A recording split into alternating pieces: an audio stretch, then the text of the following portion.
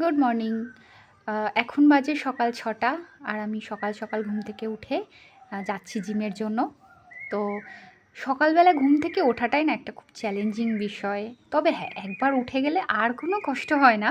সারাদিন এনার্জি আর এনার্জি থাকে। আর জিমে ওয়ার্কআউট করার পর থেকে তো আরও বেশি শরীরটা ঝরঝরে লাগে। তো আমাদের প্রাকৃতিক পরিবেশটা দেখো। আর এই যে পুকুরটা আছে না, এই পুকুরটায় আমার ছোটোবেলায় আমি এই পুকুরেই সাঁতার শিখেছিলাম। এই পুকুরের সাথে আমার অনেক মেমোরি জড়িয়ে আছে, তাই তোমাদের সঙ্গে শেয়ার করলাম।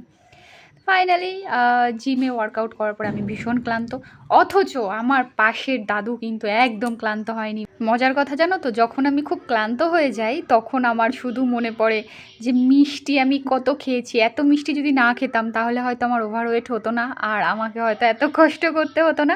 তবে হ্যাঁ, খুব ভালো ফিল হচ্ছে। আমি জিমে জয়েন করার পর থেকে আমার শরীরটা সত্যিই খুব ভালো ফিল হচ্ছে। তো তারপর বাড়ি আসলাম, এসে ছোলা বাদাম খেলাম, ডিম সেদ্ধ খেলাম।